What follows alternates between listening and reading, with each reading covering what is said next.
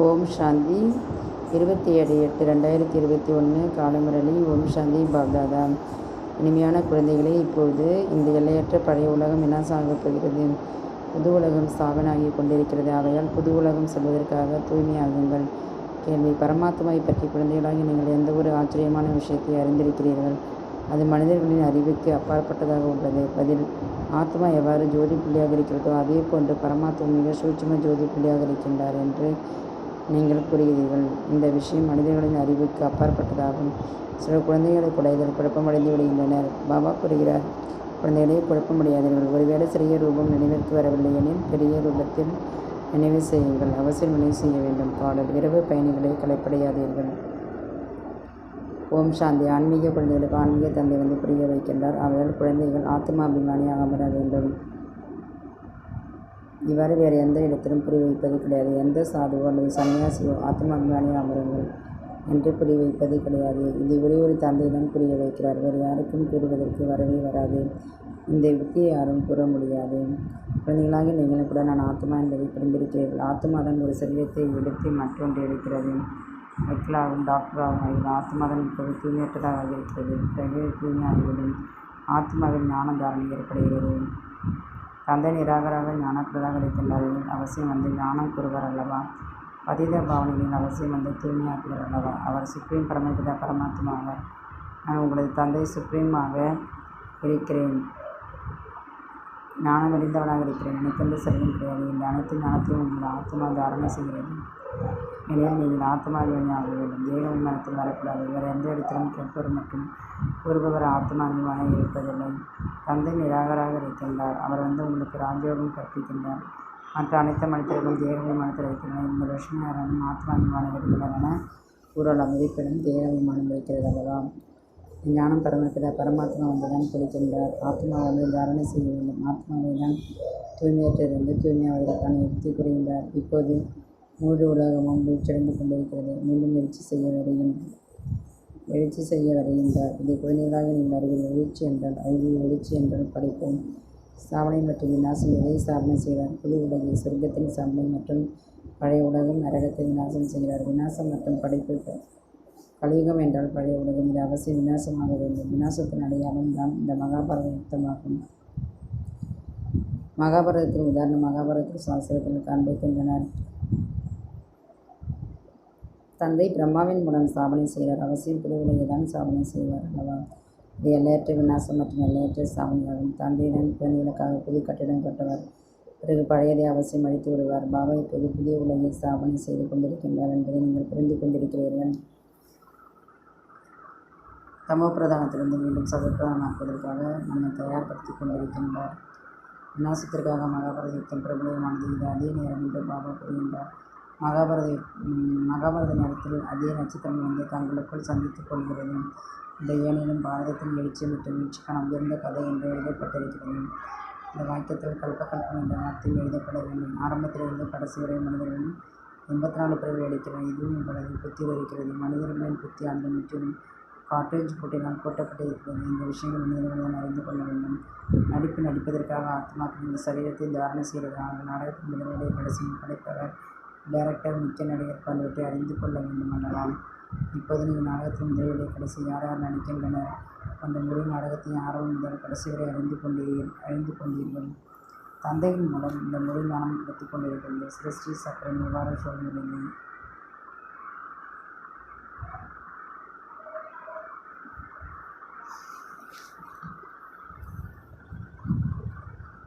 சிருஷ்டி சக்கரம் எவ்வாறு சொல்கிறது? இதுதான் ஆன்மீக ஞானம் என்று கூறப்படுகிறது. உலகாய ஞானத்தை தத்துவ ஞானம் என்று கூறப்படுகிறது. ஆன்மீக ஞானம்தான் ஞானம் என்று கூறப்படுகிறது. இப்போது இந்த அனைத்து விஷயங்களும் குழந்தைகளின் புத்தியில் பதியும்படி புரிய வைக்கப்படுகிறது. இப்போது 84 பிறவிக்கான நாடகம் முடிவடைகிறது என்பதை குழந்தைகள் அறிவீர்கள். இப்போது நாம் திரும்பிச் செல்கிறோம். ஆனால் தூய்மையற்ற யாரும் திரும்பிச் செல்ல முடியாது. இந்த அளவிற்கு ஜபம், தவம், தீர்த்த யாத்திரைகள் செய்கின்றனர். தூய்மை ஆவதற்காகவே கண்டையில் குளித்து செல்கின்றனர். ஆனால் அதன் மூலம் யாரும் தூய்மையாகிவிட முடியாது. ஆகையால் யாரும் திரும்பிச் செல்ல முடியாது. பின்னர் அனைத்தையும் கடந்த நிர்வாண தாமத்திற்கு சென்று விட்டார். ஜோதியுடன் கலந்துவிட்டார் என்று கட்டுக்கதை கூறுகின்றனர். யாரும் திரும்பிச் செல்வது கிடையாது என்று தந்தை புரிய வைத்திருக்கின்றனர். அனைத்து நடிகர்களும் இந்தியில் இருக்கின்றனர். இப்போது நாடகம் முடிவடைகிறது. ஆகையால் அனைவரும் மேடை நின்று கொண்டிருக்கின்றனர். இப்போது அனைவரும் வந்துவிட்டனர். பௌத்தர், கிறிஸ்து போன்றவர்கள் இங்கே இருக்கின்றனர் என்பது மனிதர்களுக்கு தெரியாது. மேலிருந்து வந்த அனைத்து ஆத்மாக்களும் இங்கே இந்த நேரத்தில் தமோபிரதானமாக இருக்கின்றனர் என்பதை நீங்கள் புரிந்திருக்கின்றீர்கள். தமோ பிரதானத்திலிருந்து சதுக்கிழமை கல்பத்திற்கு முன்பும் ஆகியிருந்தீர்கள். தந்தை வந்துதான் சாமனை விநாசம் செய்திருக்கின்றார். இந்த ஞான ராஜாக்கெல்லாம் ராஜாவாக ஆக்கக்கூடியது என்று கூறுகிறார். நான் உங்களை ராஜாவுக்கெல்லாம் ராஜாவாக ஆக்கிறேன் என்று இந்த எல்லையற்ற தந்தை கூறியிருக்கின்றார். கிருஷ்ணர் சாமனை செய்விப்பது கிடையாது. படைப்பவர் தந்தை அவர். எப்போது இந்த உலகம் தூய்மையடைந்துள்ளதோ அப்போதுதான் நீங்கள் என்னை அடைக்கின்றீர்கள் என்று தந்தை வந்து புரிய வைக்கிறார். நான் புது உலகை படைக்கிறேன் என்பது கொலை மேற்பட்டது என்று காண்பித்துள்ளார். இது அனைத்தும் தவறாகும்.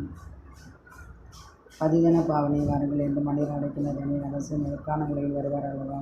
தந்தை வந்து தான் கிருஷ்ணபுரம் சாட்சாத்காரம் செய்திருக்கின்றார். கிருஷ்ணர் கடலில் ஆழ இலையின் மீது நல்லதாக காண்பிக்கிறார். இது சரியான விஷயமாகும். புது உலகில் முதலில் கிருஷ்ணர் தான் வருவார். கடலில் அல்ல, கர்ப்பமலையில் வருவார். கால்விரல் வாயில் வைத்துக் கொண்டு மிக ஓய்வாக கர்ப்பமலையில் இருப்பார்.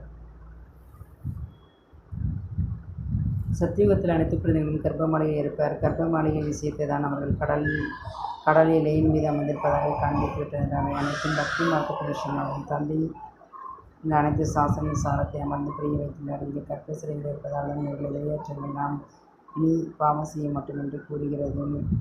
ஆனால் ராவண ராஜ்யத்தில் பாவம் ஏற்படவே செய்கிறது. மீண்டும் பாவம் செய்ய அனுமதித்துவிடுகிறது. நீங்கள் அரை கற்பத்திற்கு சிறைப்பறவையாக ஆகிவிடுகிறீர்கள். திருடர்களை தான் சிறைப்பறவைகள் என்று கூறுகிறோம். வெளியில் வந்தாலும் இன்னும் திருடிக் கொண்டே இருப்பார்கள். சிறைக்கு செல்ல வேண்டியிருக்கிறார்கள். தான் சிறைப்பறவை என்று கூறுகிறோம்.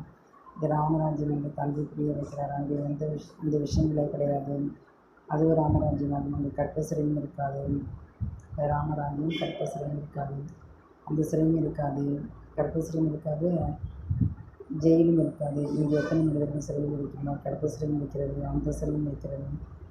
2 சிறைகள் உள்ளன. கலியுகத்தின் கடைசி அல்லவா? நீங்கள் இப்போது படைப்பின் காரியம் செய்து கொண்டிருக்கிறீர்கள் என்று தந்தை புரிய வைக்கிறார்.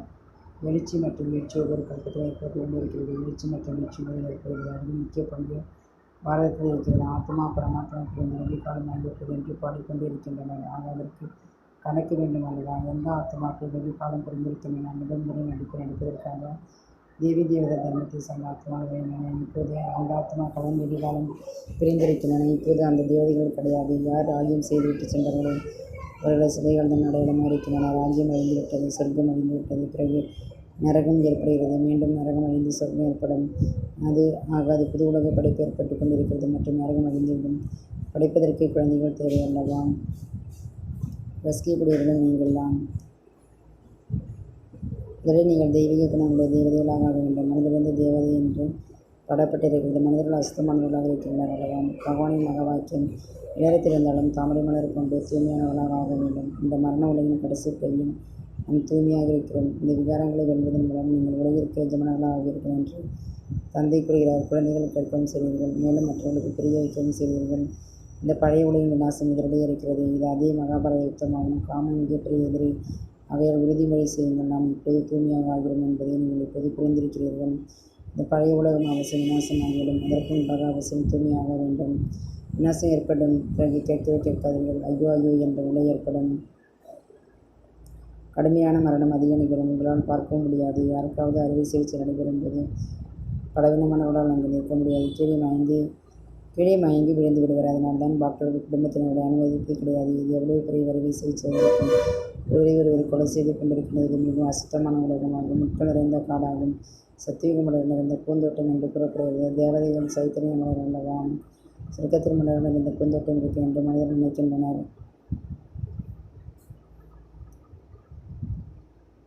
என்ன கேட்கிறோ அதை கூறிவிடுகின்றனர். அல்லாவின் பூந்தோட்டம் என்று கூறுகின்றனர். அல்லாவா? பிறகு தியானத்தின் போது பூந்தோட்டம் பார்ப்பார்கள். அல்லாஹ் கைகளில் மலர் கொடுத்தார். புத்தியின் அல்லாவின் பூந்தோட்டம் இருக்கிறது. பக்தி மார்க்கத்தில் சாட்சாத்காரம் செய்வதற்காக பக்தி செய்கின்றனர். சாட்சாத்காரம் ஏற்பட்டுவிட்டால் சர்வயோகி அல்லவா என்று கூறுவர். எது கடந்து முடிந்தோ அது மீண்டும் நடைபெறும்.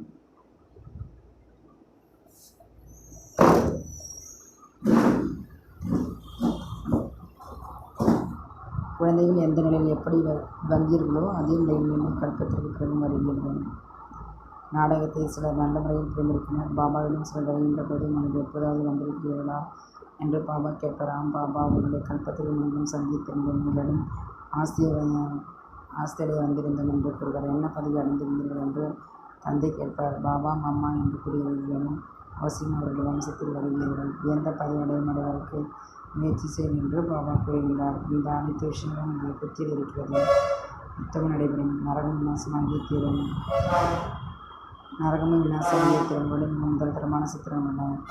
இரண்டு பூமி உருண்டை உள்ள சித்திரம் அச்சடிக்க வேண்டும். இது மிகவும் தெளிவாக இருக்கிறது. சொர்க்க வாசல் திறக்கப்படுகிறது. நரகத்தை எட்டு வைக்கிறார் உள்ளது. முழுவதும் சொர்க்கத்தின் பக்கம் இருக்கிறது. இது முற்றிலும் சரியான விஷயமாகும். இப்போது நாம் வீட்டிற்கு செல்ல வேண்டும். அவன் வீட்டை மட்டும் நினைவு செய்ய வேண்டும் என்பதை அறிகிறோம். பழைய உலகை மறக்க வேண்டும். இதுதான் நிலையற்ற வைராக்கியம் என்று கூறப்படுகிறது. பழைய உலகை விட்டுவிட்டு நாம் பாபாவிடம் செல்கிறோம். இணையத்திரை மூலம் நாம் செல்வீர்கள். முக்கியமானது நினைவுக்கான விஷயமாக நினைவின் மூலம் அனைத்து செய்தீர்கள் அல்லவா? இப்போது தந்தை வந்து யதார்த்தமான விஷயங்களை புரிய வைத்துள்ளார். என்னை நினைவு செய்யுங்கள். கலப்படமற்ற நினைவாகும். அர்த்தத்துடன் கூடியதாகும். சோபாவும் புள்ளியாக இருக்கிறார் என்பதை நீங்கள் அறிவீர்கள். தன்னையே ஆத்மா புள்ளி என்று புரிந்து கொள்ள வேண்டும். தந்தையும் புள்ளி என்று புரிந்து கொள்ள வேண்டும். புதிய விஷயத்தை பார்த்து மறந்து விடுவீர்கள். தன்னை ஆத்மா என்று புரிந்து கொண்ட பிறகு தந்தை மற்றும் தனது வீட்டை நினைவு செய்ய வேண்டும். நல்லது. புள்ளி சிறிதாக இருக்கும். வீடு பெரியதாக இருக்கும் அல்லவா? வீட்டை நினைவு செய்யும். பாபாவும் அங்குதான் இருக்கிறார். எங்கு பாபா இருக்கிறாரோ அங்கு நாம் செல்வோம். புள்ளி நினைவிற்கு வருவது கிடையாது. வீடு நினைவுக்கு வருகிறது அல்லவா? அது சாந்திதாமம், அது சுகதாமமாகும். இது துக்கதாமமாகும். இப்போது நீங்கள் வரிசைக்குமான முயற்சியின்படி படுத்துக் கொண்டிருக்கிறீர்கள். பிறகு சுகதாமத்திற்கு வந்து விடுகிறீர்கள். தந்தையின் குழந்தை எனக்கு அவசியம். சொர்க்கத்தின் ராஜ்யம் தேவை. கற்பத்தில் முன்பு சோபாவும் வந்திருந்தார். சொர்க்க ராஜ்யம் கொடுத்திருந்தார். நீங்கள் மறந்துவிட்டீர்கள். இப்போது உங்களுக்கு கொடுப்பதற்காக நான் மீண்டும் வந்திருக்கிறேன் என்று தந்தை கூறுகின்றார். எத்தனை முறை நீங்கள் ராஜ்யம் அடைந்தீர்கள் மற்றும் இழந்தீர்கள்? எண்ணற்ற முறை ஆஸ்தி அடைந்தீர்கள். இருப்பினும் இப்படிப்பட்ட தந்தையை ஏன் மறந்து விடுகிறீர்கள்? மாயின் பேர்கள் அதிக யுத்தம் நடைபெறுகிறது. அதனால் தான் நாடகத்திலையும் காண்பிக்கிறீர்கள். மாயை அந்த பக்கம் இருக்கிறது. பிரபு இந்த பக்கம் இருக்கின்றார். ஞானத்தில் தடைகள் ஏற்படுவது கிடையாது. நினைவு ஏற்படுகிறது தான் முயற்சி இருக்கிறது. நினைவில் தான் தடைகள் ஏற்படுகிறது. இதுதான் முயற்சி இருக்கிறது. மகாராஜா ராஜாவை இப்போது தந்தை கூறுகின்றார். இந்த பழைய உலகம் இருந்து போய்விடும். இந்த இயக்கத்தில் முழு பழைய உலகம் சுவாக ஆகியே தீர வேண்டும். ஆக மகாவீரராக ஆக வேண்டும். குழந்தைகளாக நீங்கள் உறுதியான ஆடாக செய்ய முடியாத ராஜ்யம் அடைய வேண்டும். எவ்வளவுதான் புயல்கள் வந்தாலும் மாயை ஒன்றும் செய்ய முடியாது. அதற்கு உங்களது புத்தி தொடர்பு தந்தையிலும் இருக்க வேண்டும். இது உங்களது கடைசி மனநிலையாகும். மாற்றம் ஏற்படும்போது பள்ளிகளின் தேர்வு கடைசி இருக்கும். உங்களது மாலையும் கடைசியில் உருவாகும். இன்னார் இந்த நிலை அடைவார், இன்னார் இவ்வாறு ஆவார் என்று உங்களுக்கு அதற்கு சாட்சாத்காரம் கிடைக்கும். இவர் தாசியாக ஆவார், இவர் இவ்வாறு ஆவார் கூறுவீர்கள். கடைசியில் ஒன்றும் செய்ய முடியாது. பச்சாதாபம் அடைய வேண்டியிருக்கும். இவ்வாறு நான் செய்துவிட்டேன். சீமத்துப்படியே நடக்கவில்லை. ஆனால் அந்த நேரத்தில் ஒன்றும் செய்ய முடியாது. இவ்வாறு அதிக பச்சாதாபம் அடைய வேண்டியிருக்கும். மனிதர்கள் யாராவது கொலை செய்துவிட்டு பிறகு பச்சாதாபம் அடைகின்றனர். ஆனால் கொலை நடந்துவிட்டது. பிறகு என்ன செய்ய முடியும்? அதனாலும் தவறுகள் செய்தவர்கள் சுய முயற்சி செய்து கொண்டிருங்கள் என்று தந்தை கூறுகிறார். நல்லது. இனிமேல் இனிமையான தெளிவு நடைபெற்ற சின்னமான குழந்தைகளுக்கு தாய் தந்தையாக வாழ்ந்த நண்பர்கள் மற்றும் தலைவனுக்கும் அண்மைய குழுவிற்கு அண்மை தந்தை நண்பர் நிலைகள் மற்றும் அவசியம். தாரணைக்கான முக்கிய சாதனை 84 பிரிவுகளுக்கான நாடகம் இப்போது முடிவடைகிறது. திரும்பி வீட்டிற்கு செல்ல வேண்டும். ஆக ஆத்மாவினுடைய ஆகி பாவனமாக வேண்டும். தேவமானத்தை நீக்க வேண்டும். 2. அர்த்தத்துடன் தன்னை ஆத்மா புள்ளி என்று புரிந்து கொண்டு புள்ளியானது தந்தனின் கலப்படமற்ற நினைவு இருக்க வேண்டும். புள்ளியான தந்தையிடம் கலப்படமற்ற நினைவு இருக்க வேண்டும். மகாவீரராகி தனது மனநிலையை ஆடாத அசையாக ஆக்கிக் கொள்ள வேண்டும். வரதானம் அனைத்து ஆத்மாக்களின் மீதும் அன்பு மற்றும் சுப சிந்தனை அதற்கான பாவனை வைக்கக்கூடிய ஆத்மா அபிமானியாகிறார். அனைத்து ஆத்மாக்களும் அன்பு வைக்கணும். சுபபாவனை மற்றும் மனித செய்யும் ஆத்மா என்பது அன்பான பாவனை வைப்பது கொண்டு ஒரு போதனைக்கான செய்ய கொடுக்கிறார் எனில் அதிலும் அந்த ஆத்மா என்பதும் அதே கொண்டு அன்பான சுபசிந்தனை பாவனை இருக்கும். இப்படி எனக்காக உயர்ந்து சுபசிந்தனை செய்யப்படுவது இப்படிப்பட்ட சிறிதான் ஆத்மா அபிமான சிறி என்று கூறப்படுகிறது.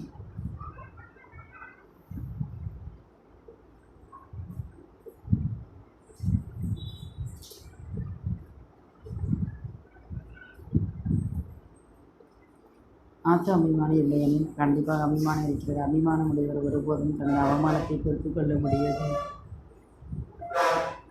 ஸ்லோகன் சதா பரமாத்மா அன்பில் மூழ்கியுள்ளெனில் துக்க உலகம் மறந்துவிடும்.